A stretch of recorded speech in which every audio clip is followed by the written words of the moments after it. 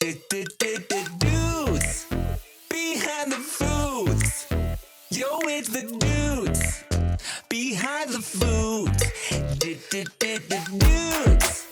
behind the foods.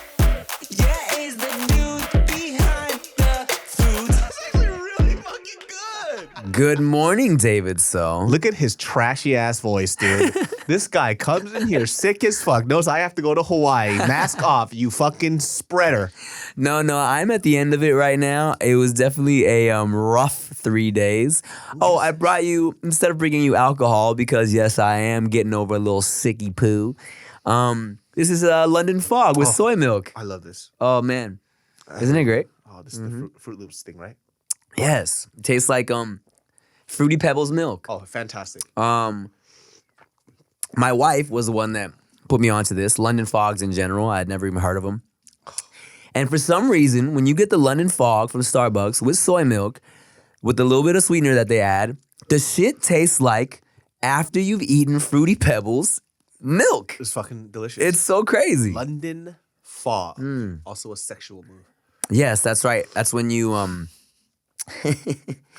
that's when you come on her teeth and you say, "Blimey!" It's when you have sex face to face and then you breathe hot air in their face, but you have to have crooked teeth. Yeah, no, and then no, it's when you fuck from the wrong side of the road.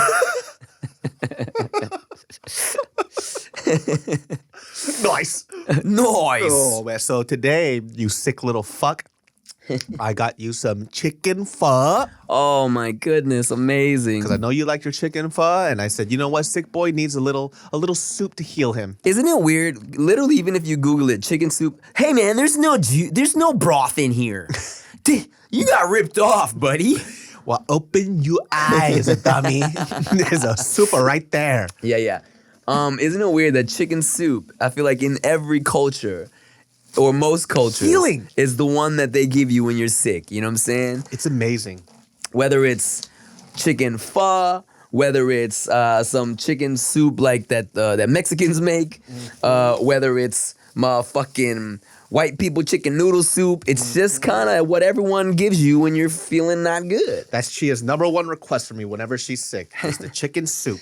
Yeah, man. And, I never used to order chicken pho. I always used to go with the beef, the fuck that bit, but... Fuck that bit. Fuck that bit. How come I've never heard that shit before? That's hilarious. Man, give me that fuck that bit. Fuck that bit. Oh, yeah. I already feel better just sipping this broth. Amazing. Where's this from? This is from Mama Hong's in Burbank. I've never eaten there before, but... It was close. Yeah. Exactly. It's the only spot that's available. It's great. This broth is great. Fantastic. Very flavorful. Very delicious. Definitely on the pricier side, but it's Burbank, so I get it. Goddamn Burbank. Burbank don't got a lot of Vietnamese options. I get it. Yeah, but hey, I appreciate that, man. Thank you. Man, I always think about you first before my wife. Whoa, they didn't even cook your beef. Yuck. Dude, bro, this kind of smells different. Did you see that TikTok? There was a woman complaining that like this Vietnamese place, I ordered pho and the meat's not even cooked. Let me tell you something, white people. Not even all. You need to keep some of your people in check. Because that would have been a lot more common maybe 10 years ago. Right. But get with it, whitey. Yeah. I can't control all of them. Yeah. Hurry up, Robin. Fix it. I can't control all of them. So many are so stupid and racist. I don't know what to do about it. I apologize on behalf of white people. My God. They eat all the parts of the animal. Fucking savages. And they can't even cook their beef. Speaking of white people apologizing, I was just telling Chia about this where I don't know if you saw one time Sandra Oh was either like accepting an award or presenting something at one of the more casual award shows. It wasn't the Oscars. It might have been like SAG or one of them, right? Mm-hmm. And she was just talking about how great representation is. Oh, it's getting better. And she referenced that Emma Stone movie about Hawaii. It's called Aloha. You hear about that? Oh, yeah. That was a while ago. While ago. They had cast, so if y'all don't know, there was a little controversy because they had cast Emma Stone to star in this movie about this like half Hawaiian girl or some shit like that. It was called Aloha, right? And first of all, I love Emma Stone. I think she's great. Little bug-eyed, beautiful girl. Bug-eyed, funny mouth. pretty little thing, right? Yeah. And so, Sandra Oh is talking about how, like, you know, representation for Asians is getting better. She's like, yeah, she said something about, like, you know, hopefully Hollywood doesn't have to do things like casting a white girl to play a Hawaiian or something like that, right? Yeah. And then Emma Stone is in the room and you hear her go, I'm sorry. Oh, that's tight. She's like, I'm sorry. Emma Stone's hilarious. She's so funny and quirky. I'm such a fan. I love her. I fucking love that shit, dude. I love it when, like, they don't take it seriously. You know what I mean? It is what it is. They don't, it's like, I also feel weird when you have, like, that one white person that is so apologetic. It's like you're doing too much. Yeah, it's like, relax. Nobody's asking for all that. We're just saying, just know you did some fucked up shit in the past. That's all. Like how sometimes you might you might see a racially charged humorous video online, but the only people that are offended are the white women. Exactly. I recognize my privilege, and I just like, yuck, dude. Fucking yuck. Be quiet. What are they supposed to do, huh, David? You can't win, huh? Just say, hey, that's fucked up. That's it. All you gotta say. There's something I wanted to address that you brought up on Twitter that you've never brought up before. You're funny, utensil holding. Apparently, David So says, I hold my eating utensils. Tim, when he holds a utensil, I've never seen somebody use all their fucking fingers. Like, who the fuck uses all 5 fingers when they hold a utensil? What do you mean? Hold a fork or a spoon. Like when you go pick something up, no, that's not how you do it, dog. All right? You're like this. It's like every fucking finger. Do I?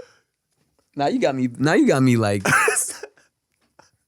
I guess I do. You hold it like this or something like this. Yeah. Yeah. You use every digit. I've never seen somebody use every digit when they hold a utensil. Here's the thing.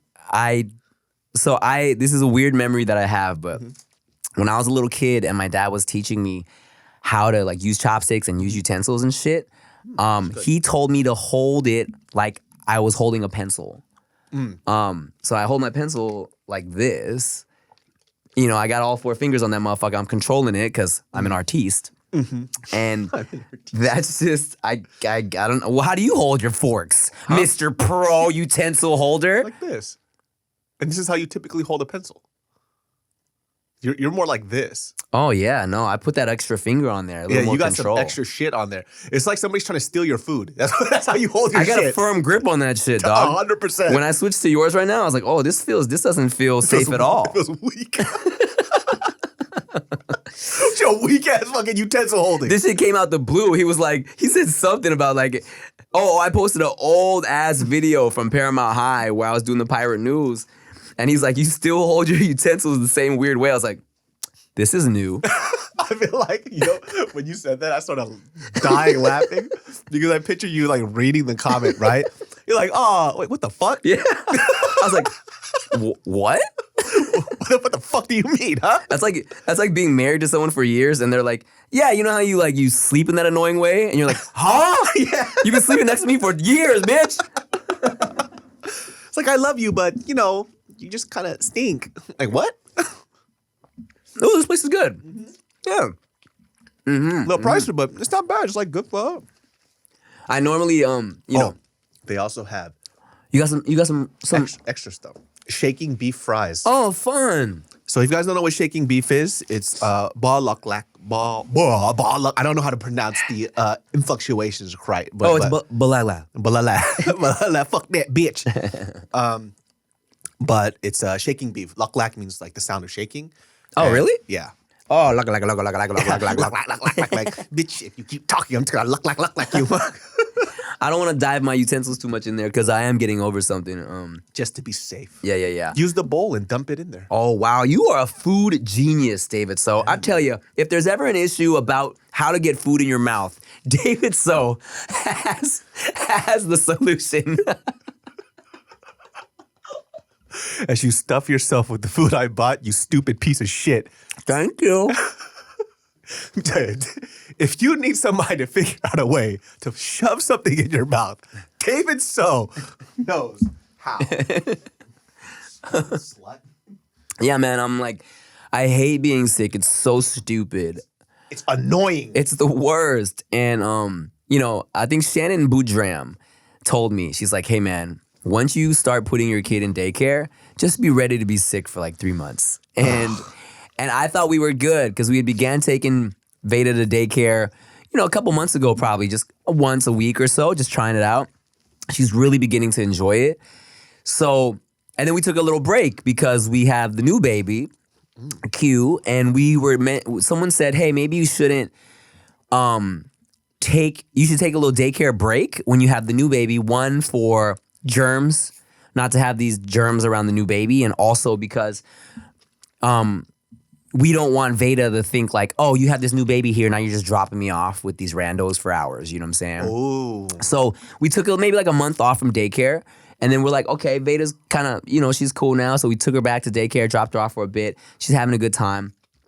But, she came back the other day with a little sniffle, and I was like, shit, man. So we're trying to keep her away. We're really trying to keep her from like kissing the baby for a little bit. And then one day I saw exactly when it happened. Veyda was kind of like close to Q's face and just right on his face. I was like, that was it, man. And then He got sick. Chia got a little sniffy, but it didn't hit Chia as bad as me. I thought I was the lone survivor, bro. I thought I was gonna make it through this shit, right? You lasted pretty fucking long though, dude. Yeah, man, because you saw me tweeting about when the babies were sick. Veyda got sick, and then Chia got a little sniffy, but she was fine.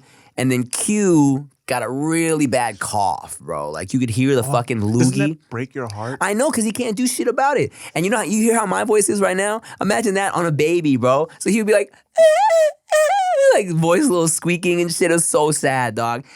And he has these like, he's been having these like really rough coughs at night, and you could hear the fucking lug in his throat, and there's really nothing you can do, right?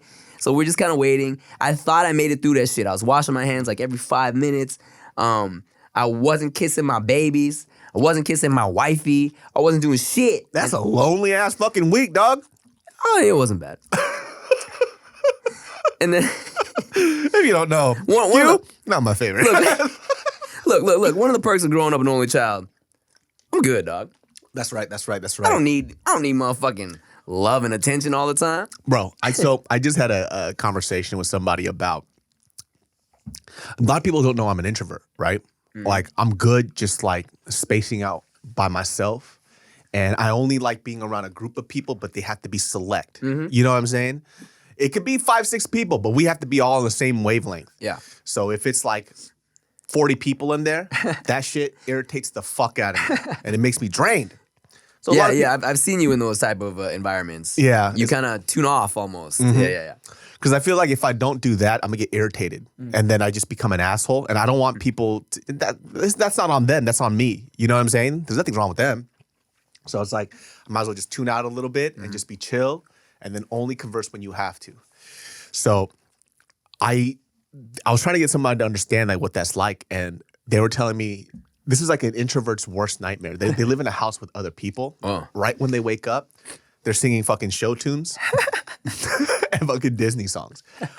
And I was like, that is my worst fucking nightmare. What you got against show tunes and Disney songs? No, just what if you woke up right in the morning, right? Well, I don't know, you extrovert. But right when you step in, your fucking boogers are crusted. You come out, you just want a cup of coffee, and you see the sun will come out tomorrow. I am an introvert extrovert, all right? I got a nice little balance. I think it would depend who it is. To be honest. And I think it would depend on the song. Like, and we've talked about this. People think I'm way more of an extrovert than I actually am. I fucking love being by myself. I love it so much. You know what I'm saying? I do not crave to be around people at all. During the whole pandemic, when people, when all the fake introverts were like, oh man, this is really affecting my mental health. I need to be around people. I was like, y'all fake. You've been complaining on Twitter about how much you hate people. I actually hate people. I'm about this life. I'm thriving right now. So, I lived alone.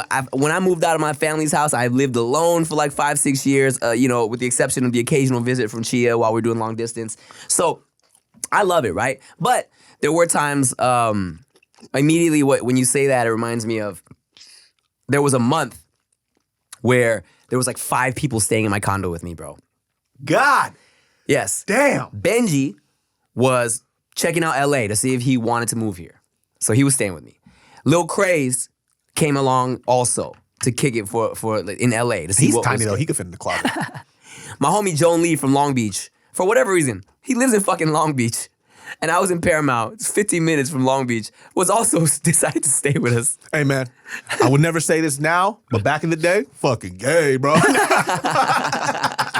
Just kidding. My homegirl from the Bay, singer, Michelle Martinez, was also, she was like, I want to see what's up with you with LA, right? So she stayed for a little bit. It was like a fucking month, 4 to 6 weeks. There was 4, and then Andrew Garcia also decided to join the party. Bro, that sounds like a disaster, man. I could never. It was the real world Asian in my house, right?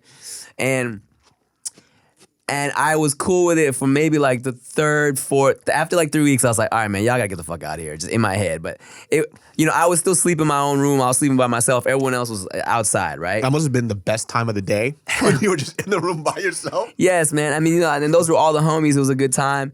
But that I say all that to say that there would be certain mornings, especially when me and Andrew would get super drunk some nights, where, and this just happens with me and Andrew too, we get super drunk, he'd crash at my place, and I'd wake up to him just fucking strumming his guitar, singing with his little heavenly raspy voice, singing some fucking tune, and I'd wake up and I'm like, this is nice. And I give him a kiss on the forehead. Okay, different. Andrew's voice is amazing. All right? And if he's playing guitar with that, that's a great way to wake up. Dude, it's beautiful. You know what I'm saying?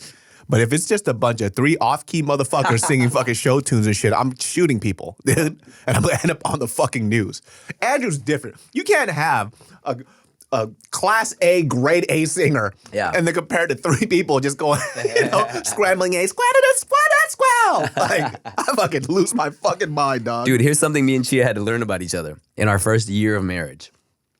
Now, mind you, just me and her, no babies at this point, right? Fucking honeymoon stage. We're loving each other, right?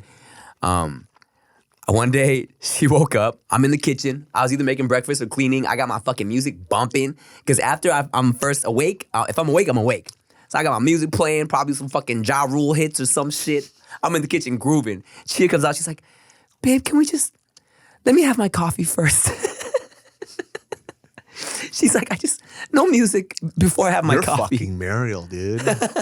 You're Mariel, man. I'm Mariel? Because Mariel, when this is before we moved in together. Yeah. It was the first time I spent the night at her place, right? And first thing in the morning, what she does, she goes into the bathroom, starts getting ready. But she plays her stupid ass fucking music on that janky ass speaker on that phone, and that shit is sharp. And I'm and that's all I hear. She's just singing her ass off, and I'm like, babe, come on now. Like, that shit, too much. She goes, that's my routine. I was like, you gotta change it, because I can't do it.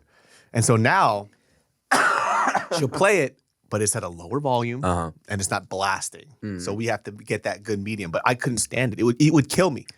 Same shit. There was a night where I had no idea the acoustics in our bathroom were so good. Okay, I'm playing my music, showering. I did not think it was a loud volume. Chia, I guess, had a migraine. She used to get a lot of migraines. That's right. And she had a migraine this night. And I closed the door of our shower. I got some music playing. It was so funny at the time, and she didn't think it was funny. I'm playing my music, having a good time, showering. Those are the best, by the way.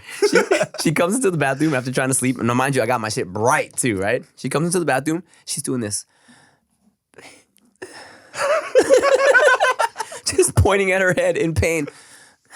Babe, turn it down. I was like, oh my God, I'm so sorry. Inside, I'm cracking up. My lord. Yeah. I can't focus. The sound. She fucking creeps in like Gollum. Give it to us nice and fresh and wiggly. Please, the music is too loud.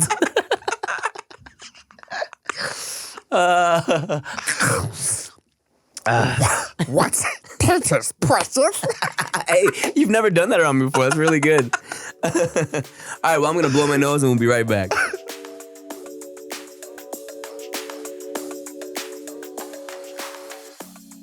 Let's count down and send a wish out through the air.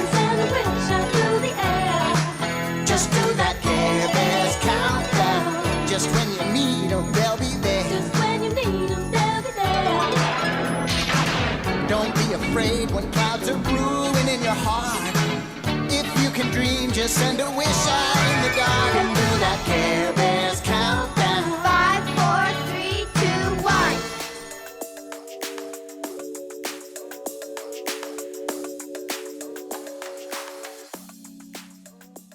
So what? But now that we have Veyda, bro, what I've been doing now is I've been trying to inject my morning joy back into the routine. You know what I'm Oh, saying? because she loves it, huh? Right, because we have a little hyper 2-year-old now. And Chia now, she's up at like 5:30 a.m. every day. Oh, before you continue, can I just say this? Yeah. Dude, your little daughter's smart as shit. She's a fucking genius. And what I mean by that is like her, only because I've been around a lot of kids, because like kidnap the fuck out of them. No, because I was at church and I used to take care of the daycare stuff. Okay. Well, you can see kids who are a little slower, who are a little smarter. Most kids are pretty average, but she speaks really well for her age. Like she's up in like the 98th percentile. You think so? From what I've seen a lot at her age. So, of course, I have nothing to compare it to. Yeah. I've never grown up around kids.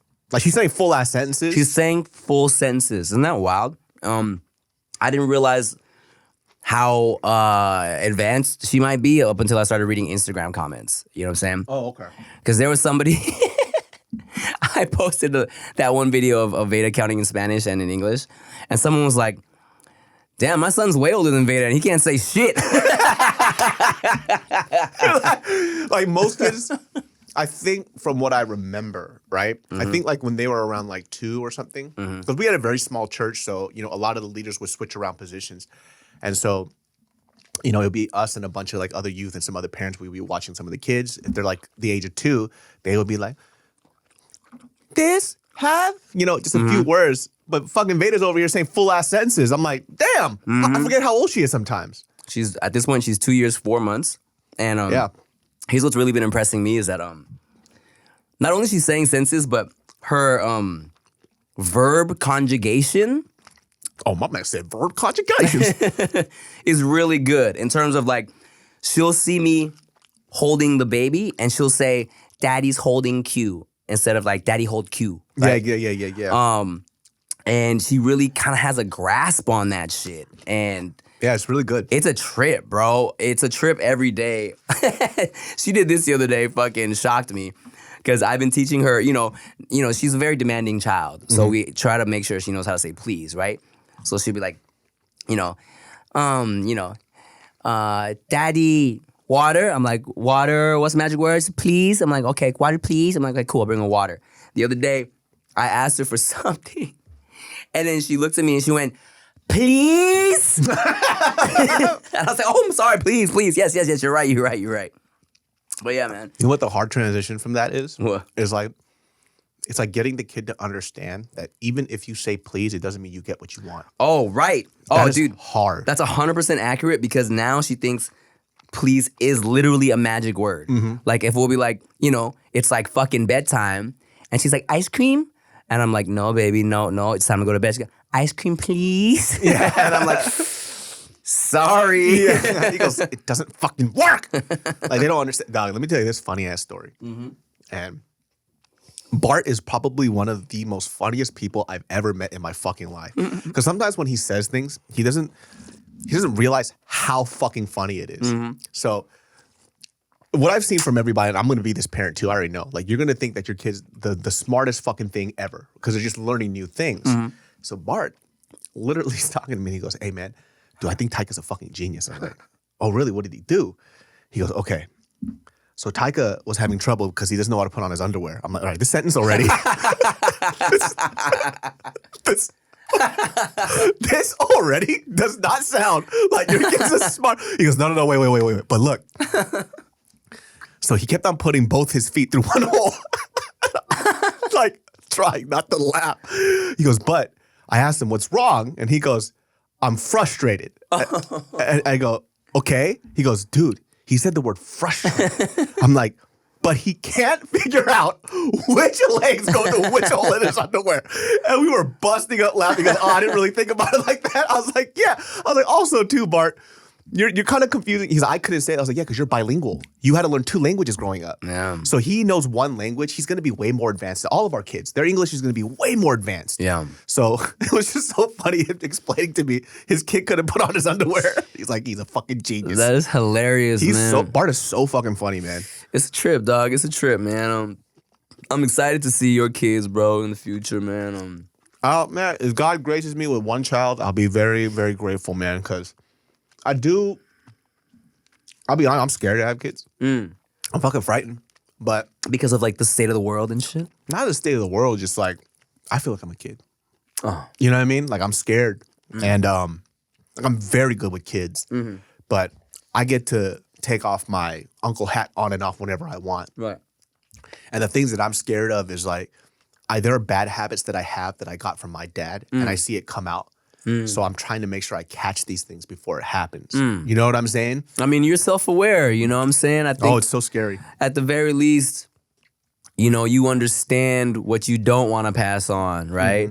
And that's difficult too. Like, a lot of times you probably won't even, a lot of people probably don't even notice those patterns in themselves until they do it inadvertently, right? Yeah. But I think you're going into it, you know, self-aware of yourself, bro. I think you'll be a great dad, man. I hope so, dude. Like, also, too, like the things that I think about is, I didn't really think about this. Somebody put it in my head. They go, you're going to find out, man, there are certain friends that you'll never bring around your kids. I'm like, oh, shit, I didn't even think about that. They're like, yeah, they're cool as your homies outside, but would you let them around your kid? Would you want their kids around your kids? Interesting. I'm like, fuck, I didn't even think about that shit. Interesting. Because those things will influence your kids more than you will, you know? Right. I'm like, fuck, I didn't even think about that shit. I'd be getting stressed out about shit I don't even have. Well, you got to make sure that they're not, you know, of course your party homies aren't going to be partying around your kids. You know what I'm saying? That kind of reminds me of the conversation we had when you asked me to officiate your wedding. Yeah. You're like, hey, are you down to officiate this shit? I'm like, are you sure? I was like, Mariel's cool with that? Because I feel like, me and Mariel are cool, and we've hung out a few times. You know, it's always a good time. But I feel like in her head, I'm just all inappropriate jokes all the time, right? And I was going to get up there. Pussy, dick, ass, sex. Hey, David's mom, guess what? Sex. Your dad's a pastor, right? Your husband's a pastor, right? Fucking your mom. But then I asked David, I was like, Mariel's good with that? He's like, she knows you're not stupid, dude. I'm like, okay, fair enough. She knows you're not dumb. Come on now. Yeah. So I'm like, okay, cool. Then it's on then, you know? And yeah, you know, I think that is definitely something in terms of who you bring around that you consider. But for me, shit, man, I like, you know, we've talked about this before. I don't hang out with a lot of people. Yeah. I love my boys, you know? Yeah. All my homies that I bring around my friends, I'm like, oh, it's so great. Like, they love Veyda. Veyda loves my homies. And that's not really an issue I've ever had. I feel like all the homies I've outgrown that I wouldn't want around my kids, they've been a thing of the past. Yeah. You know? Yeah. Because we grown now. Yeah. We move different. Bro, we started doing like finance stuff together recently. You and Mariel? Yeah, I've never done that with somebody before. Lord. And it's just trippy, dude. Like, she's organized. Fuck, she has spreadsheets on top of everything, and I really got to see the money and the finance stuff, and I'm like, damn, I be spending a lot of money on dumb shit. You know? Like, really dumb shit. I'm like, why did I buy that? Yeah. Wait, why did I buy that? Wait, why did I buy that? I'm like, oh, damn, I'm dumb, dude.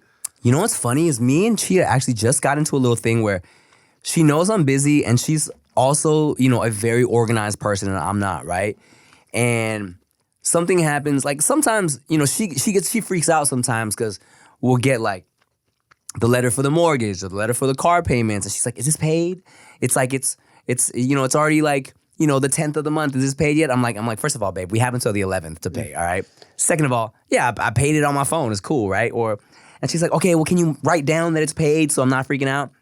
And she's always like, can you just let me, she wants to handle the bills and shit, right? And even though I do know that she would be so organized with it, we kind of got into a little, it wasn't like a thing, but I was like, baby, honestly, like, I kind of like doing it, you know? For me, I feel like I enjoy That's my shit. Yeah, like being. I take care of this shit. Yeah, even though all our my money's her money's my money. I feel like different, though. I like being like, oh, I'm the man of the house. I'm paying the bills in the beginning of the month, you know? And she kind of is like, she's like, babe, just let me do it. And I'm like, oh, I'm thinking about it because I do. It will help you out a lot, though. Yes, I know. I know that. All right. Because by the way, this was a conversation that Mariel and I had on our honeymoon. Oh, okay. And so we never did this before. And so now that she's setting it, it's hard. I agree with you because it's weird. This is the shit that we've been doing our whole lives. Like, also, too, like, when I really think about it, it's kind of like we grew up fucking broke. Yeah. So the idea that we can do this kind of is pleasurable. It's like, I never thought that I could be able to pay for shit like this. So when I do it, it feels like, man, this is my shit. Right. You know? So when we let go of that stuff, it feels fucking weird, man. Yeah, man. I don't know. I just feel like, I feel like, you know, marrying Chia, there's so many things. We operate differently, right? And I just, for the most part, I have like molded to how she does things because I really don't care how shit gets done as long as it gets done, right? She's the one that has the very particular process for things. So I'm like, yeah, man, sure, let's do it your way. And then when it came to the bills, I'm like, well, this is, in my head, I'm like, this is my shit, right? Okay, maybe you have no idea what's going on because I don't write it down. Yeah. But just trust your boy to handle it. It's gonna be handled. I was like, just trust me, I'll handle it. And sometimes it feels like, what you think, I'm dumb? Like, sometimes it does. Sometimes I was like, why can't you just let me handle it? You know? Listen, before I was together with you and before we were living together, I had this all handled. I was great. Yeah. So, you know, there is that aspect of it, but at the same time, it's like, also when I really think about it, it's like, it's not that serious, right? Like, of course she trusts me with the shit, right? And she's just trying to help, but at the same time, I'm like, just let me do it. we definitely had these moments too where, like, so what I did, you know, I had a long talk with the therapist, and then we were just like, I was like, okay.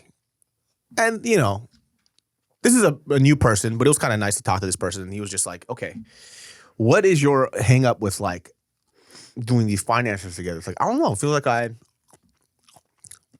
makes me feel like I have somebody watching over me. You know what I mean? It's like, I'm a grown-ass fucking man. Oh, so y'all had other conversations before you got to this point?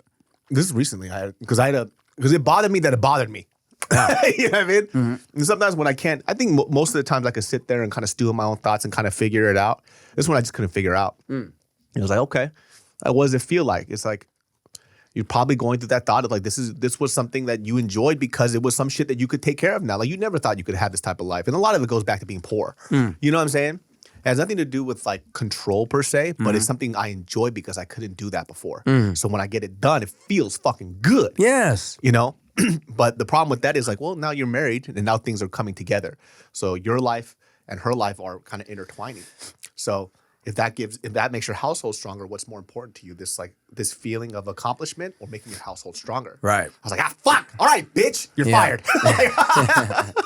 That's what it always kind of boils down to, right? I have to remind myself, I'm like, at the end of the day, it's about the team, right? Like, she's trying to help. And I realized that my way of doing things stresses her out a little bit. Our way of doing is pretty chaotic. It completely 100% is. But guess what? It gets done. Shit gets done, man. Exactly. I'll be like, I'll have like, when I used to handle my bills and all my papers and shit, I'd have like 4 different piles of just mess, right? And she'd put it away and I'd be like, ooh, babe. What'd you do? This pile was a very specific pile.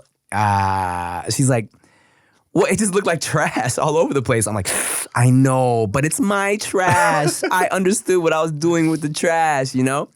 And that just was something we had to learn about each other, figure out. It's a learning process. It still is. Like, being with somebody for a very long time, I don't think people really get this too, where I feel like this is probably one of the smartest things I've ever said was, like, being in a serious relationship isn't more about getting to know the other person. It's more about getting to know yourself. 100%. Like, they reveal things out of you that you never knew or never had to think about. Because yes, exactly. You're just living your life. Exactly. Yeah, man. That's why I've learned too, even with the whole thing, it's like, I just don't want to take Ritalin. I don't want to be, I don't want to medicate myself to fix a problem that I feel that if I put more effort into, it can get better. So what I do now, and this is ever since we had the, she and I were talking, especially about the ADHD thing. Like we joke around about it a lot, but ADHD fucking sucks. Yeah. I have a task list now every day. And then the other day, she was kind of getting on my case. She goes, I thought you had a task list. Why don't you get? I was like, listen, motherfucker, all right? My task list is set for today. If it's not the end of the day, be quiet. She goes, well, can you get this? No. My task list, I have an order of importance. Yeah. What you're asking for, it will get done at 1 a.m. in the morning because that's how little I care about it. And then she did not like that. So you're saying I'm at the bottom of your task list? I was like, you know what? Yes. Me measuring this room doesn't need to get done right now. It doesn't. Yeah. And then, it got done. And she goes, did you do it? I was like, take a look at your text messages. It's measured out. I sent it to you. So don't trip because my task list will get done. Will get done. Chia had bought me this adorable, super thoughtful gift. It's this little whiteboard that you can place in front of your keyboard for your computer with, and you can write down your to-do list while you're on your computer, get shit done, exit off, right? I thought this is amazing for how I function and it'll help me a lot. Barely have used it. You like the idea of it? I sat down in front of it the other day, looked at my list from a fucking month ago, dog. I was like, oh yeah. Oh, yeah. Yeah, that's right. Yeah. That's right. I probably should have did that. Dog, I had one of those ADHD moments today where I kind of been able to pinpoint what happens now. Yeah. It's like I went to go. So there's a tomato plant that died, so I have to harvest the last few and then I have to pull it out. But I went to the backyard to go back in the house to get these pruning shears so I could take the tomatoes off. But along the way, I'll think of something dumb, like a funny sketch. And then I'm supposed to go into the kitchen, then I go into the studio. And then I start working on it, and I'm like, wait, I was supposed to do something else. And I forget. And I walk back, I see the tomatoes again. And I go, cool, that's right, I gotta get those shears. I start walking, I'm like, is that a squirrel? How many squirrels we got in this tree? Right? And I'm like, damn, but these squirrels, then it starts going off again. Dude, it's now because, that's can be very frustrating. It is frustrating as fuck. I try to write shit down immediately, and when we're in traffic, right? I come up with some dope shit, and I'll immediately fucking voice note it in my notepad or whatever because and sometimes I'll be like, oh no, this was so dope, I'm not gonna forget it, and then I'll get home and be like, fuck, I have no idea. Happened to me twice yesterday. I can't remember what the fuck it is. It's pissing me off. Well, we're gonna sit and think about it, and we'll be right back. All right, now, what were we talking about? This is the worst thing. Oh, it was ADHD shit. And that's the best example. Well, anyways, fuck it. If you guys see me on the street and you see my nose crusty, it's because I've been blowing my nose for the past 2 days. It's not because I have boogers, okay? So calm down, relax, fall back, chill out. All of it. And then kiss me in the mouth. And kiss me on the mouth so I can give you these sweet, sweet antibodies. I'll tell you this. There are certain things that fans say that actually feel really good. That it's like the most random thing, right? So I was getting like some pastries at the shop that I go, fuck, I can't remember them. I want to shout them out. But either way, this person came up there and I was just like chopping it up with the barista, just making jokes. We were just cracking each other up. And the person was there was two people behind me that were fans, and they came over and they're like, can I just say something? You are just as funny as you are on the podcast as you are in person. And I was like, that is so sweet. And I asked them, I was like, well, why do you say that, right? They're like, well, because I've met some other YouTubers and they're just like, they're not that charming. They're really kind of boring and they don't really they don't look happy to see us or whatever. I was like, you know what? Some people just have off days. Yeah. You can't, but I do understand what they're saying. I think because sometimes when you're on camera, you have to put up such a huge persona. Yeah. That when you meet the person in real life, they actually don't talk much. They don't say anything. I think, you and me have probably learned our lesson, man. And props to you because I know, you hate having to put on like that, right? But I've said before, I've learned a long time ago from that one meet and greet where the guy was like, oh, I don't know, man. Tim just had a vibe about him, right? Yes, and I sent assassins to him. Yeah, good. I'm glad. I hope you Idiot. I hope you fucking peed in his Cheerios, dog. London fog. I'll pee in your London fog, you idiot. Now I step it up. You know what I'm saying? I pep it up a little bit. But even when if I'm not like if the stepping it up doesn't necessarily mean like my energy is like I'm fucking but I'm just kind of like, I put a good foot forward, like almost like I'm on a job interview with these fucking kids, because I know that for me, it can be annoying to have to do that all the time, but for them, it's 2 minutes out of their life that they're gonna remember for a long time, and and they've probably been fans of me for a while, and I want to leave a good taste in their mouth. Now, what do you mean?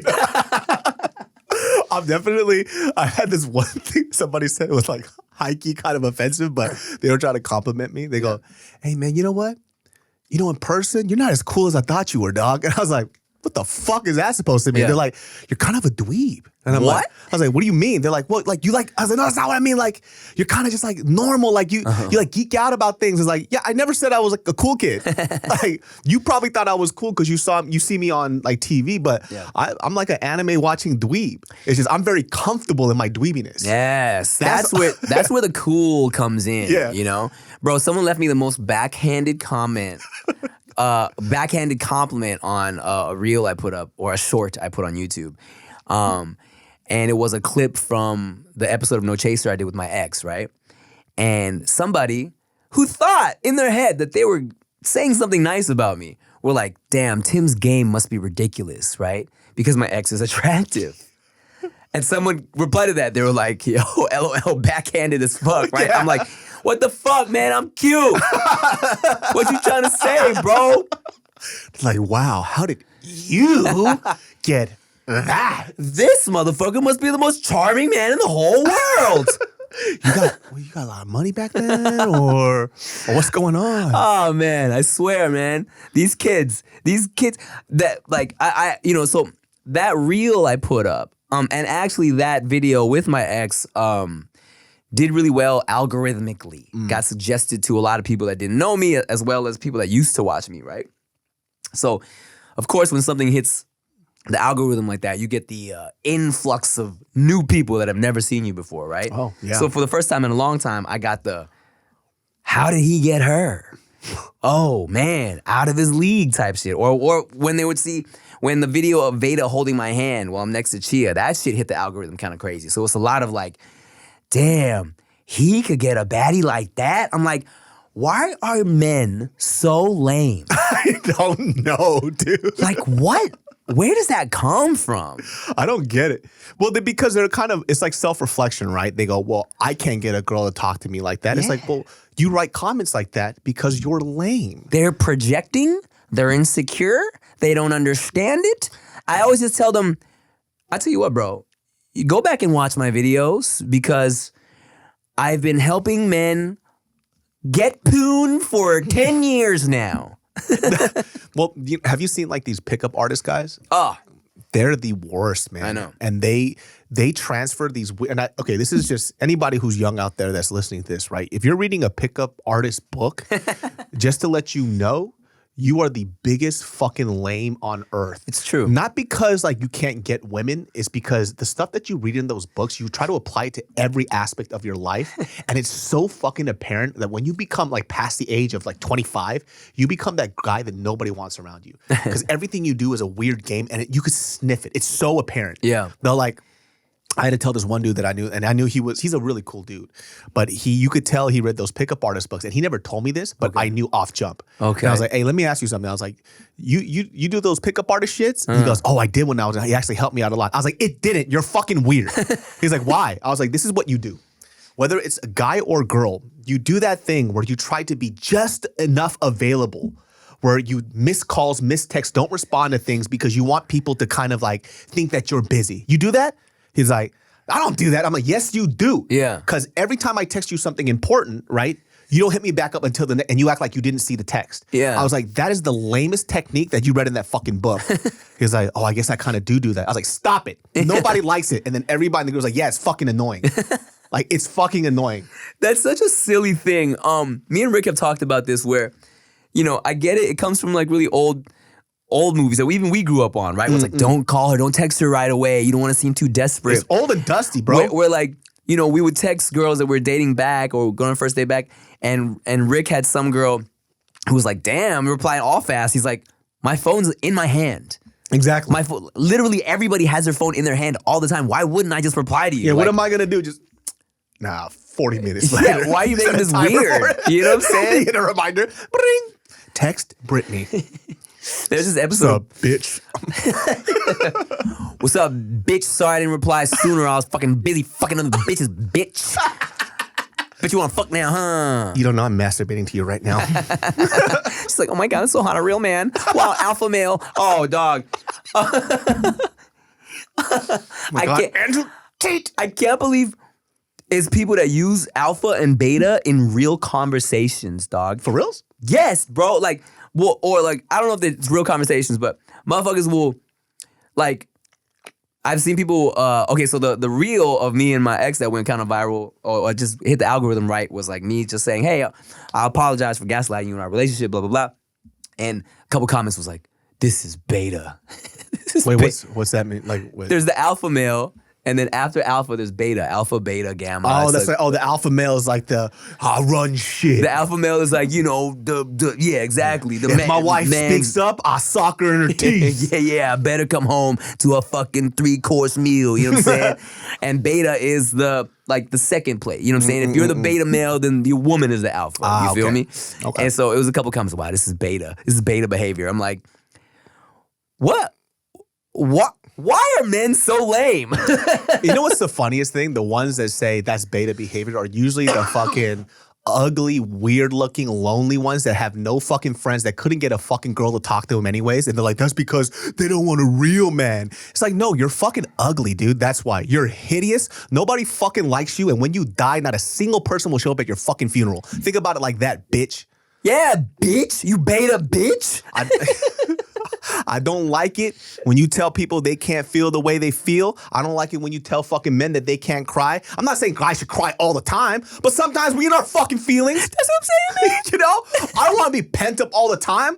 You have any idea how hard it was to be a 90s kid? You couldn't show fucking emotions for shit. It sucked. And I'm showing my emotions besides anger. I used to show my emotions too much, I think. And then I learned my lesson. A girl taught me. Really? Yeah. I was with my very first girlfriend, Tina Park, when we were 15, I was a crying ass boy. To the point where like she was like such an artist. Yeah, I know, right? Well, such a Pisces. We get into an argument. She'd be like, are you crying again? Dude. Beta shit, right? Don't do that in front of a Korean woman. Dude, I didn't know y'all were so fucking hardcore, bro. Like a Korean girl sees you cry. Hey, what's the problem? Yeah. So why you cry, huh? Is it like I don't understand. Yeah. Like, I mean, I didn't know she was fucking getting verbally abused her whole life and taking it like a G. I didn't know that's how y'all function, all right? All she said was like, I don't like it when you do this. You start crying. She goes, my dad literally told me he's going to sock me in my pussy. He called me a whore for hanging out with you. I didn't know, okay? So I was a very emotional kid growing up, right? And so there was this girl who I was like obsessed with when I was like, I don't know, I want to say 19. Yes. This black and Mexican girl. It's beautiful. And I got her number at Foot Locker, and we like smashed once, and I was very just all about this girl, right? But she would do things that were very, not mean, but she definitely wouldn't meet me where I was at. For one, she was kind of already dating somebody, but I would always kind of like bend over backwards for her. She could be very like dismissive towards me, and I would still like always call her back, always text her, regardless of how like, I guess you could say disrespectful she was being. Until one day, I think she was like, Tim, you're too, she basically was saying I was too nice, right? She was like, Tim, no matter what I say to you, you keep coming back. She's like, when are you just gonna like, basically telling me to man up, right? And I finally one day I was like, fuck, she's right, you know? And she said something to me and I was like, all right, bye. And I hung up and like, I didn't talk to her for so long after that. But then that was the first time I realized, yes, you should be in touch with your emotions and it's important to, you know, have some sensitivity, but also like, I ain't no bitch, right? I was like, I need to balance this out. High key though, you want to talk about a girl who needs therapy. that one's a little interesting. Look, she had her issues as well. She's a dip. I'm taking advantage of you on purpose. I love it. But you got to stick up for yourself and sock me in my mouth every now and then. She was one of those, very toxic behavior for sure, where she's like, you know. Damn, girl. She need help. But I learned my lesson from her where I was like, it is important to have a balance, right? To be like, look, I'm sensitive, but I ain't no bitch, all right? Mm-hmm. And I kind of, after that point, I was still very like in tune with my emotions, but I also knew there was a point where I'm like, okay, let me check this a little bit. You feel me? Yeah, you can't have your heart on your sleeve at all times. You know what I mean? You got to hold a little bit for yourself, because I feel like a lot of the times, you know, the emotions are great, but it sometimes shows weakness when it doesn't need to be shown. Yeah. Right? Like you can be open and vulnerable with select people and at certain times, right? Other times you need to keep yourself together and then figure out what's going on and then maybe let it out. Like I feel like when my dad was actually surprised when I was younger, he says like I used to be such a crybaby when I was a kid. And then when I became an adult, I stopped crying. And I think it was just because you kind of grew up in a bad neighborhood and people just, they see any type of emotion out, they'll fucking eat that shit up. Right. So you had to act like you're a little harder than you are. No matter how geeky or dweeby I was, I just was so scared to like show an emotion. Yeah. Because I felt like I was going to get my shit stolen. I was like, something bad was going to happen. Yeah. So you had to act a little more tough than you could. And then I would go home and cry my little eyes out. I cried so much at home though. You know what I used to do? Did you... I'm laughing at myself right now because it's so funny. As a little kid. Now, mind you, I was an only child, right? I was an emotional only child. So, you know, I would do like sometimes my parents would scold me or whatever and I'd be pissed and I'd fucking like go to a pillow and cry into the pillow or cuss into the pillow, right? Or yell into the pillow. But sometimes what I would do, bro, as somebody who, natural born performer, right? My parents would yell at me. I'd be fucking pissed and sad. I would like cry, look in the mirror, and like do a whole like fucking sad parent, like a monologue like, how could you say that to me? Hold on a second, bro. Hey, this is the last podcast. This is actually the finale. Like, I can no longer be friends with this guy anymore. You beta male. You were so funny. I could just picture you being such an artist going cry. How could you say that? Oh man, too much. How could you say that to me? No. How could you say it? Hey, let's just be glad I got that out of my system as a kid and I'm not somebody who fucking cries and puts it on Instagram, right? Thank God I'm not a... Hold on a second, let me get this filter right. I've been going through it, Joe. That shit forever, well, I call it tripod crying. And that shit forever makes me die laughing. And you best believe if you were one of my friends, you know who you are. I already messaged you about it. Making fun of you so fucking hard. I know somebody that did it quite frequently to the point where I just started clowning them. Yeah. And they're like, dude, now I'm self-conscious. I was like, good, you should be. Good. You know? You should be. I was like, that's way too theatrical, dude. I was like, you know, you could have just, I don't know, called me or, you know. I feel like if you're going to do all that, at the very least, do something where you're like, maybe you started out regular and then we see the tear. Mm-hmm. Like if you start the camera and your eyes are you're already gushing, it just feels, it makes me cringe, man. I don't know. I've been looking for this video and I can't find it because I didn't save it, which I also hate when that happens. It was a girl, she was having a meal with the grandma. And like one of my favorite things now that everybody does is emotional voiceovers. I fucking annoy her. And so she's like, I was having a meal with my grandmother, right? Doing all this other stuff. And she starts eating with the grandma and then she starts crying. And I was like, oh, that's really emotional. And then it cuts to another angle. And then Are you kidding? And then a third angle. And then a fourth thing. Oh, wait, hold on a second. It wasn't even candid. You had to set up 4 iPhones to shoot this. And I was like, how the fuck is this happening? This girl set up fucking phones to capture herself crying, eating with her grandma, bro. And I can't find the video. I bet you she took it down because I've been looking for this video. That's very upsetting. It was so bad. I talked about it on my podcast. Fans were trying to look for it. They can't find it. Till this day, I need to find it. I bet you some people were roasting her and she took it down. Probably. But I wish I saved it. I want to share it with people because it blew my mind. Well, on that note, we're going to go cry together, set up our different angles. Thank you for the pho, David. Oh, I hope you feel better. I do.